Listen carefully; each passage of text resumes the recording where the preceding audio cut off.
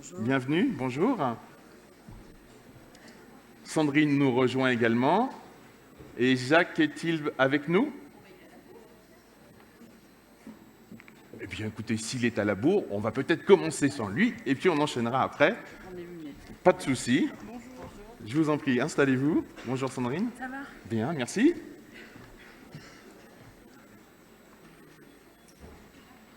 Alors, ça va? Vous êtes bien installés? Odile nous rejoint. Vous avez remarqué qu'on a mis des sièges qui sont quand même plus confortables que les années précédentes, hein? Merci, merci au Palais Bon. Alors, on a beaucoup parlé ces derniers temps d'overtourisme, de surtourisme. Alors, peut-être qu'ici, en Nouvelle-Aquitaine, on est peut-être moins concerné qu'Amsterdam et Barcelone, mais malgré tout, et bien avant qu'on en parle, on a toujours eu des situations parfois complexes, hein, des habitants et des voyageurs qui débarquent et des frictions parfois entre ces territoires. On pense aux stations balnéaires, on pense au Pays Basque. C'est peut-être un petit peu moins le cas sur l'agglomération de Pau, mais il peut y avoir aussi ce genre de soucis.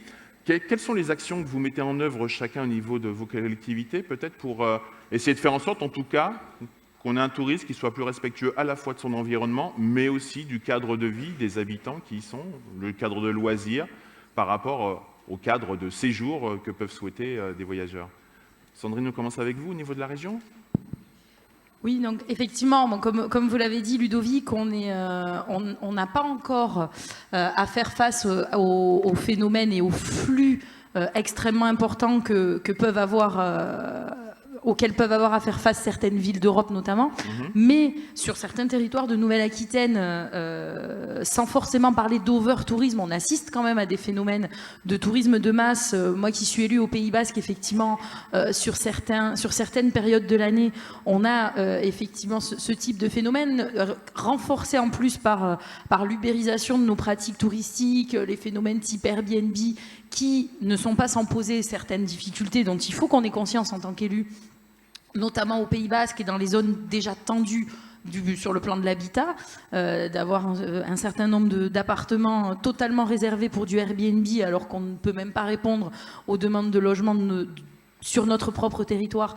C'est un phénomène qui doit nous interpeller, dont les élus se saisissent, puisque le législateur a aussi mis à notre disposition un certain nombre de leviers qu'il nous faut activer. C'est à nous, en tant qu'élus aussi, de faire ce travail. Mais je pense que l'enjeu principal, c'est justement la cohabitation entre les différentes activités.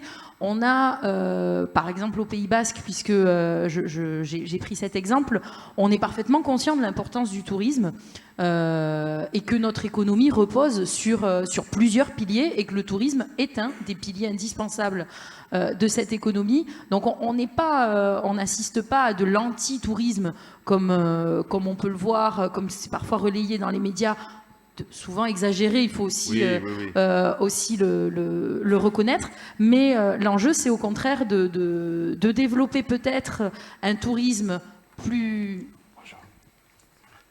Rejoignez-nous. Un tourisme plus durable, comme vous l'avez évoqué, plus respectueux de l'environnement. C'est l'enjeu notamment des travaux qu'on a menés dans le cadre du schéma régional de développement touristique, d'accès peut-être pas forcément vers plus de tourisme, mais mieux de tourisme, un tourisme plus intégré, qui répondent aussi, puisque les infrastructures touristiques qu'on développe, on est amené à travailler notamment beaucoup sur l'itinérance cyclable, c'est des infrastructures qui sont aussi à disposition de nos habitants, et parfois les habitants sont les premiers touristes de notre territoire. Alors qui plus est sur une échelle, sur l'échelle qui est la mienne, celle de la Nouvelle-Aquitaine, effectivement un habitant de Guéret peut être un touriste au Pays Basque sans difficulté et ne se considère pas, je crois, comme un habitant du Pays Basque. Donc voilà, vraiment l'enjeu c'est plus celui-ci, c'est de travailler sur d'autres formes de tourisme, sur l'étalement aussi de la saison. Je pense que c'est les professionnels qui sont présents dans la salle ne me contrediront pas, c'est l'enjeu principal, mais et l'étalement également des flux. On a la chance d'avoir une région avec des portes d'entrée qui, elles, peuvent être soumises à ces phénomènes de tourisme de masse. Je pense au Pays Basque, à Bordeaux, Arcachon, La Rochelle. Comment inciter et donc travailler ensemble pour que le touriste profite de ces portes d'entrée, mais aille voir ailleurs sur le territoire, par exemple, au Pays Basque, moi je rencontre aussi beaucoup de professionnels et d'élus qui me disent si à Biarritz, le maire il a des problèmes pour accueillir les touristes, qu'il les envoie chez nous, on saura les accueillir. Donc tout cet enjeu aussi, la collaboration entre les différents professionnels, mais je pense qu'on est vraiment sur le bon chemin pour justement ne pas avoir à faire face à ces phénomènes qui sont catastrophiques pour notre image. Enfin, les banderoles touristes rentrent chez toi, c'est absolument pas ce qu'on souhaite voir en Nouvelle-Aquitaine et nulle part sur le territoire. Mais je pense qu'on travaille justement pour l'éviter. Alors, on va peut-être laisser Jacques récupérer parce qu'il est arrivé au pas de course du coup pour nous rejoindre à l'heure. Donc, je propose Odile, si vous voulez bien prendre la parole rapidement sur ce sujet. Qu'est-ce que ça vous évoque et qu'est-ce que vous menez comme action là-dessus ? Oui, bonjour. Déjà, je voudrais dire que je suis très intimidée d'être dans cette salle avec des geeks et des professionnels du tourisme. C'est pourtant pas la première fois. Non, mais moi j'ai vraiment conscience que vous êtes un monde très spécialisé, même si vous n'en apercevez pas. Madame en parle avec beaucoup d'aisance puisqu'elle est tombée dans la bassine étant petite, si j'ai bien compris. Non. Non, mais je plaisante. Mais ce que je veux dire, c'est que c'est vraiment un métier à part, le tourisme. Et je remercie toutes ces personnes qui sont ici et qui sont restées pour écouter des élus. J'ai cru comprendre que ce n'était pas toujours un long fleuve tranquille avec les élus, pour ce qui est des professionnels du tourisme. Donc moi, j'entends ça très bien. Je pense qu'il faut qu'on arrive à améliorer notre façon de vous écouter, d'entendre les permanents du tourisme et tous les professionnels d'une manière générale. En ce qui concerne l'overtourisme, très honnêtement, pour moi, c'est pas un souci. Pour nous, ici à Pau, c'est vraiment pas un souci. C'est pour moi presque une préoccupation de riches, comme peuvent l'avoir les enfants gâtés. Nous, on est bien content d'être le plan B d'une côte basque qui regorgerait éventuellement de touristes en abondance, côte basque ou Lourdes ou autres. Toutes les régions avoisinantes, viendez, il n'y a pas de problème, on peut vous accueillir avec grand plaisir. Donc l'overtourisme chez nous, ça n'existe pas. Pas de souci sur l'agglo et pas de problème de friction entre voyageurs et habitants. Jacques, deux identités, Béarn, Pays Basque, et on voit bien qu'il n'y a pas forcément les mêmes problématiques d'ailleurs sur ces deux marques entre guillemets de territoire que vous gérez. Des actions concrètes sur ces sujets-là ou des réflexions en tout cas qui sont en cours ? Bien, bonjour à tous. Je suis arrivé au pas de course. Pas de charge. Je salue mes collègues ici et tout le monde. Je ne m'attendais pas à un auditoire tel. Pour écouter des élus, voilà. On a fermé, bloqué les portes. C'est bien, ils ont payé. Ils ont payé. Ou vous les avez payés. Non, c'est vous qui payez. Écoutez, je ne sais pas. Bon, on va essayer d'être intéressant et de ne pas faire fuir la salle. Oui, l'overtourisme, je rejoins complètement les propos d'Odile. Je pense qu'ici, vu de Pau et vu de Béarn, c'est absolument pas le problème parce que, voyez-vous, pour ceux qui ne sont pas du département des Pyrénées-Atlantiques, il faut que vous sachiez que vous êtes ici dans le plus beau pays du monde et dans un département qui en est deux en un, puisque les Basques et les Béarnais ont appris à s'aimer après de nombreuses guerres finalement l'amour les a rapprochés puisque des Basquaises ont épousé des Béarnais et des Béarnais ont épousé des Basquaises. Enfin, là, et des Bayonnaises, des Biarros, voilà, des Biarros, des ça Bayonnais. C'est pour la petite histoire, ça n'a pas grand-chose à voir avec l'overtourisme, me direz-vous, mais il faut bien commencer par quelque chose. Mais au-delà de l'overtourisme, Sandrine nous rappelait par exemple de ces tensions qu'il peut y avoir par rapport à un parc immobilier avec Airbnb, des choses comme ça. Oui, le problème, enfin... on n'est pas Venise non plus, ni quelques spots ou Barcelone aussi, où il y a des phénomènes de ce type-là. Mais pour finir ma démonstration, je voulais vous dire que On est sur 2 marques territoriales en Pyrénées-Atlantiques, la marque Biarritz Pays Basque d'une part et la marque Béarn Pyrénées d'autre part. Et les deux n'ont pas du tout les mêmes problématiques et les mêmes produits. Du coup, bon, une façade atlantique avec un Pays Basque, une culture, une langue, une diversité, une architecture, et un Béarn de l'autre côté avec des vallées, des plaines, des montagnes, des gaves et des lacs. Et aussi une autre langue. Bon, et tout ça pour vous dire que le problème du Béarn, et je suis béarnais, c'est notre déficit d'image et de notoriété à l'échelon national et plus largement. Donc, du coup, si vous voulez, le problème de l'overtourisme ne nous touche pas réellement. Et moi, j'ai envie de vous dire que pour ce qui est du Pays Basque, oui, bien sûr, entre le 25 juillet et le 15 août, si en plus il fait mauvais, faire Biarritz-Saint-Sébastien, c'est chaud, quoi. C'est chaud et voire décourageant. Ou alors vous y allez par la mer ou vous y allez par... Bon, mais du coup, à nous d'imaginer autre chose et à nous de dire, ben écoutez, on est là. Parce que le Béarn, c'est le slow tourisme sous toutes ses formes. Et je pense que c'est à nous d'inventer une stratégie marketing différenciée pour faire effectivement qu'on soit dans des vases communicants. Parce que je vous ai dit qu'ici, on est au centre du monde. Parce que du coup, à 100 km à la ronde, vous avez tous les produits touristiques et toute l'offre touristique possible. De la montagne à la plaine, des gaves, au désert des Bardenas de l'autre côté de l'Espagne. Enfin, tout existe ici.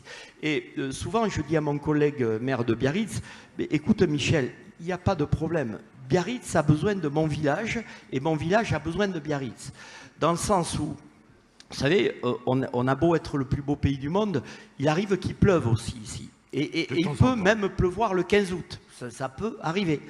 Et du coup, le 15 août, quand vous êtes à Biarritz, que vous avez payé une location plein pot et que vous êtes là, à vous rouler les pouces avec votre épouse ou pas, enfin, vous avez drôle de jeu avec oui, votre épouse. C'est pas filmé cette affaire-là au moins. Bon, pensez-vous. Et du coup, donc avec votre épouse ou pas, eh ben, moi, de mon village, je vous dis, viens visiter mon château, viens voir la cave de Gand, viens voir Henri IV à Pau. C'est ça la stratégie qu'on a à mettre en œuvre. Par contre, plus que l'overtourisme et la perversité du système, si je puis dire, c'est pas les excès de clientèle, c'est les effets induits de l'excès de clientèle. Et depuis de nombreuses années, c'est tout le problème, par exemple, du dumping immobilier. Ça, c'est un réel problème. Où aujourd'hui, un jeune du Pays Basque peut trouver un logement pas trop cher quand il bosse là, qu'il a voulu rester au pays, à part rentrer dans les terres et faire 30 ou 40 km en arrière. Ça, c'est un réel problème. Après, écoutez, comme disait Odile, on a de la ressource. Le Béarn est une terre d'accueil qui a encore de très larges possibilités. À nous d'inventer autre chose et d'être séduisant et attirant. Très bien, je vous propose d'avancer sur un deuxième questionnement. Peut-être avec des réponses un petit peu plus succinctes, rapides, parce que malgré tout, à un moment, ils vont défoncer les portes pour sortir. Hein. Il fait très beau en plus, donc c'est vrai que la terrasse du Palais Beaumont est tellement agréable. Alors, rapidement, donc, l'outil, la techno, sur lequel vous mettriez l'accent. On est quand même en rencontre du e-tourisme et peut-être subventionnez-vous les uns et les autres des aspects spécifiques. Est-ce qu'il y a quelque chose qui vous tient à cœur particulièrement les uns et les autres? Sandrine? Alors, c'est pas vraiment... Oui, c'est un outil, c'est pas une technologie. Pour moi, ce sur quoi je mettrai l'accent et ce sur quoi on va mettre l'accent dans les mois qui viennent, c'est justement l'organisation, le fait de travailler ensemble. Donc, c'est plusieurs choses. C'est premièrement, on en a parlé longuement en première question, que nos destinations ne soient plus en concurrence, mais qu'elles travaillent vraiment ensemble. Moi, vu de l'extérieur, la pseudo-concurrence qu'il peut y avoir entre Biarritz et une station de l'intérieur du Pays Basque, voire Pau, vu de quelques milliers de kilomètres, Biarritz et Pau, c'est la même chose, c'est au même endroit. Donc à nous de faire travailler ensemble nos destinations. Deuxièmement, faire travailler ensemble aussi nos professions. Et je trouve que ce genre de rencontre en est la preuve est une superbe illustration. Moi, j'ai pris conscience pendant l'année d'élaboration du schéma régional qu'il fallait que les gens apprennent à se parler. On a souvent des entreprises ou des startups, c'est peut-être votre cas, qui proposent des solutions qui peuvent être mises à disposition des professionnels du tourisme et leur permettre de répondre justement à certains enjeux, sauf que les professionnels du tourisme ne les connaissent pas. Ces startups ne les connaissent pas ou ne les comprennent pas parce qu'ils ne parlent pas forcément le même langage. Donc à nous de les faire se parler, de créer ces lieux de rencontre. C'est ce qu'on va essayer de faire modestement avec un tourisme lab sur lequel on travaille. C'est ce lieu d'échange qui devrait favoriser, je l'espère, les expérimentations, ne pas avoir peur aussi des fois d'expérimenter certains dispositifs, de se tromper. Ça peut ne pas marcher, c'est le but de l'expérimentation, mais c'est aussi ce type d'outils. Et évidemment, mais ça c'est plus un fil rouge qui est aussi dans notre ADN, la formation, accompagner les professionnels à utiliser les outils, ce type d'outils, à se former à la e-réputation, à gérer ce phénomène, comment un petit hôtel, un petit hôtelier ou quelqu'un qui reprend un petit hôtel, il va pouvoir tout de suite, comment on peut l'accompagner tout de suite à être sur Internet, à être sur les réseaux, à faire face à ces vagues-là, à TripAdvisor, à des mauvais avis. Comment est-ce qu'on peut l'accompagner là-dessus? Voilà un petit peu, j'ai essayé d'être le plus bref possible. Merci Sandrine. Odile, de votre côté? J'ai perdu mon micro.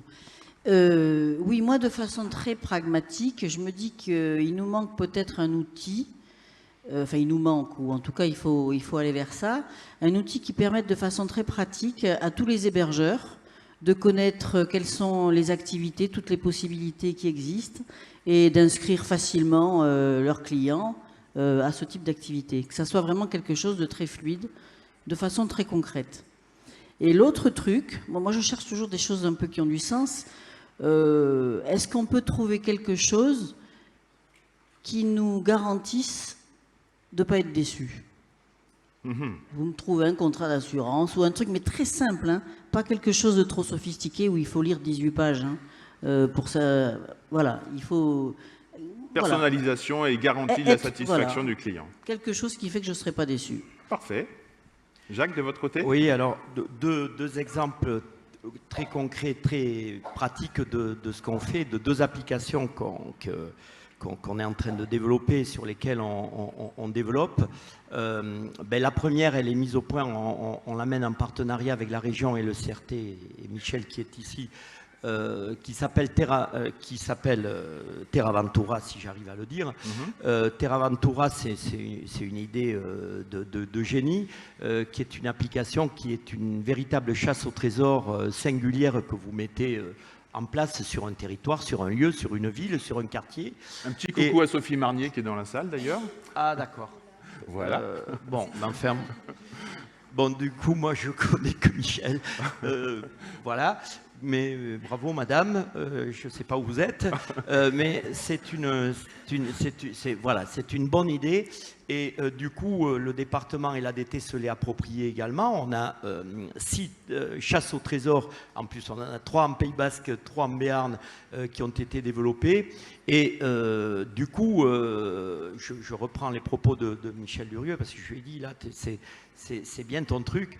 De toutes les chasses au trésor qui ont essaimé en Nouvelle-Aquitaine, sur tous les départements de la Nouvelle-Aquitaine, d'une manière comptable, c'est 700 000 joueurs qui ont joué cet été sur les différentes chasses au trésor mises en place. Vraiment des chiffres impressionnants. Et ça en fait, du coup, le premier parc d'attractions virtuel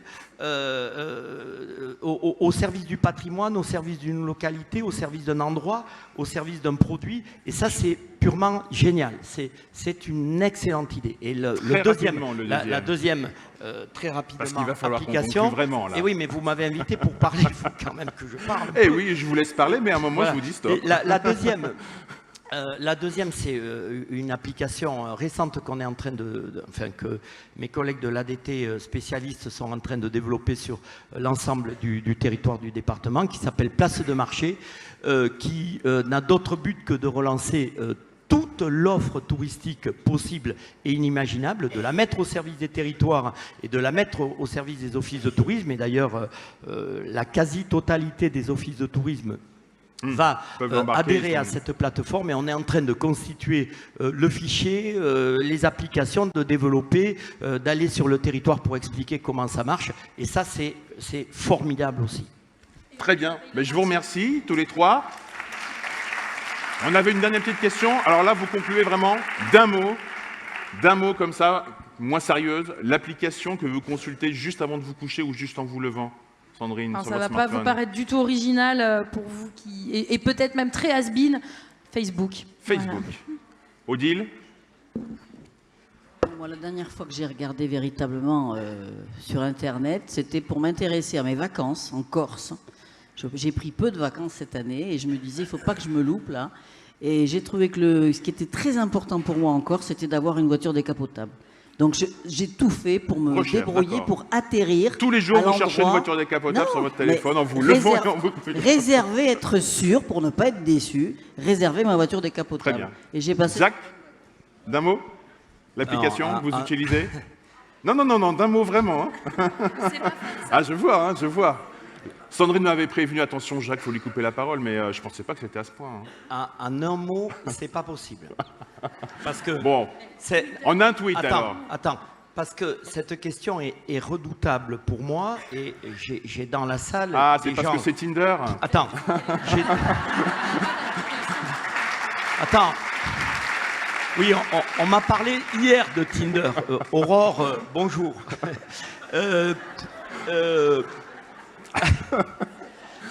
Non, soyons sérieux.